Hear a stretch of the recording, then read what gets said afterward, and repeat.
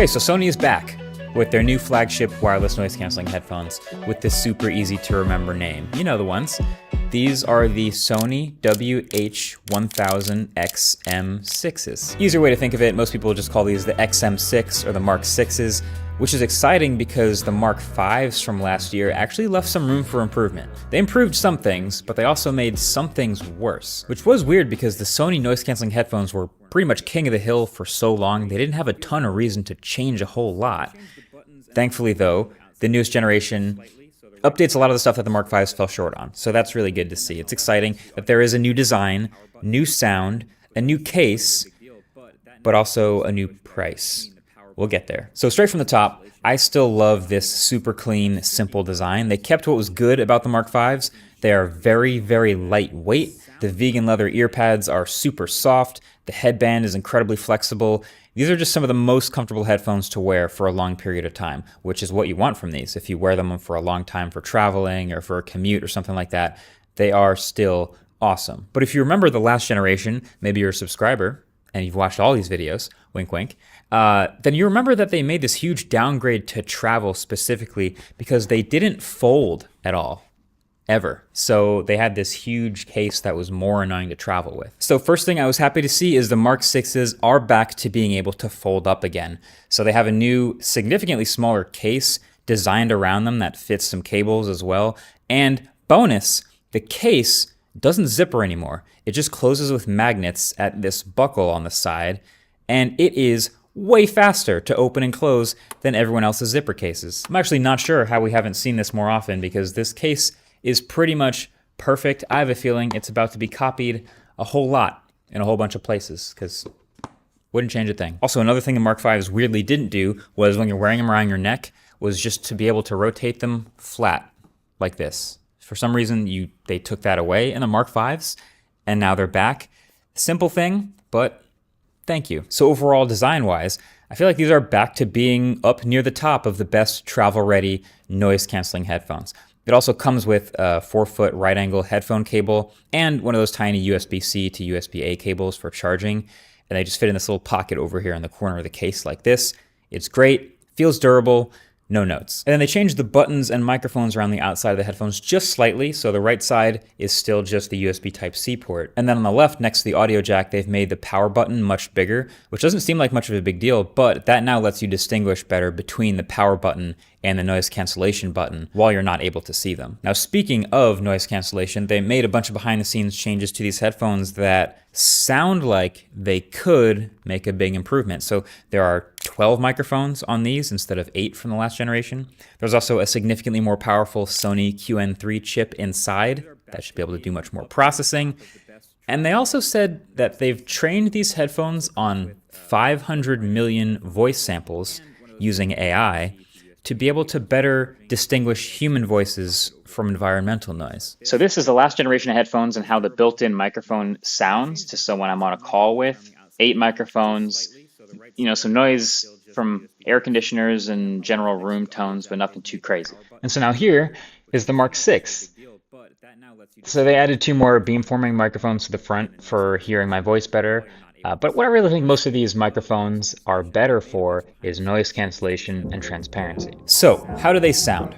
Well, I've been listening to these headphones for the past 2 weeks or so. I've taken a few flights. I've worn them around the studio, at home, all kinds of different environments, and they sound better. These are actually all new drivers versus the last gen, so there's a lot going on here, but to be specific, they are excellent quality sound with great range, punchy lows and a lot of bass, and then a lot of detail and clarity all the way through the mids and the highs, and they are still really, really insanely good at canceling out white noise. Now, if we want to get even more granular, I did a bunch of back-to-back listening with these Mark 6s and the last generation, and there are certain tracks where you really feel the difference a lot. Basically, the Mark 6s have a much stronger low end, especially in the sub-bass and lowest bass, and the Mark 5s started to feel a little spiky in the mid-range where the vocals are, and we're a little bit weaker in the low end. So in the tracks that have a really important bass or sub-bass, pop, electro, hip hop, stuff like that, that's when in these they're really appreciated. And then the Mark 6 also has even stronger noise cancellation than the already goated Mark 5s. But the real highlight for me is actually the transparency mode, which feels way more natural and clear sounding. So if you're wearing these headphones and do want voices to come through, or just want to hear your environment more for whatever reason, people might talk to you through these headphones, the transparency mode, or what Sony calls ambient sound mode, went from feeling a little muddy and unclear to literally up there with AirPods Max levels of crystal clear and natural, which is awesome. Now, not only are these headphones new, but Sony's also refreshed their app. The Sony Headphones Connect app is now just called Sound Connect, but it still does most of the same stuff. There's still literally 20 different levels of ambient sound.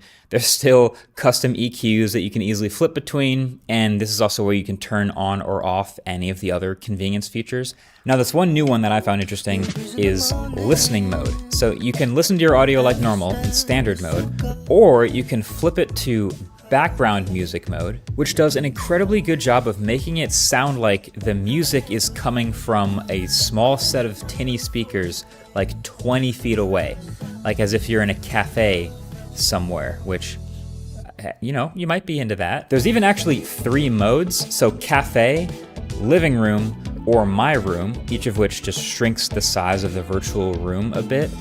And then there's also cinema mode, which does this upmixing from stereo to a 360-degree immersive sound mix of whatever you're listening to, kind of like a movie theater.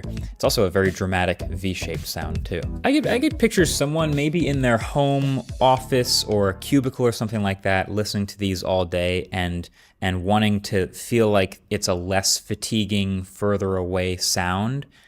And then you'd put cafe mode on and it works. It's surprising how well it works. And maybe then you flip to cinema mode for watching certain YouTube videos or something like that. There's also still the EQ stuff. The point is, you can make these headphones sound exactly the way you want them to. The sound is really strong. The noise cancellation is excellent. They're extremely comfortable to wear for long periods of time. They fold up into a smaller case. The battery life is the same 30 hours as last year. My only downsides are literally that your ears can get a little sweaty without any ventilation after a couple hours. And the touchpad controls on the side are still finicky like they are every year. But clearly these have a lot of great things going for them. So then, the price. $449. These are even more pricey now. And the Mark 5s were already super premium at $400 when they launched. Now they've dropped down into the $350 range. These are launching at $450, maybe partially to account for tariffs, maybe partially because they think they're that much better now. But that is really expensive, and I was thinking about it for a while. And I actually still think they are worth it. And I basically landed on that because this whole category of all these other premium noise canceling headphones options is filled with other things that still try to beat these and don't, and make these still feel like a deal. If that makes sense. Also, especially for Android people. Like the Bose Quiet Comfort Ultras are $429. These are better. The Sonos headphones launched at $450 and have dropped a little bit, but these are better. JBL has a $400 option. This absolutely smokes those. This smokes the Beats Studios. AirPods Max are still somehow $550. You could argue though, for the Apple ecosystem people, that maybe that's worth it, but these Sonys still have multi-device connectivity and can combine an Apple device and a non-Apple device, which is sick. So my take is, if you're still just looking for the flat-out best headphones to fly with, to work with, to commute with, that you gotta have the most comfort, the best noise cancellation, I mean, that's just how much they cost. These are back on the throne. So there you have it. Sony's WH-1000XM6. Thanks for watching. Catch you in the next one. Peace.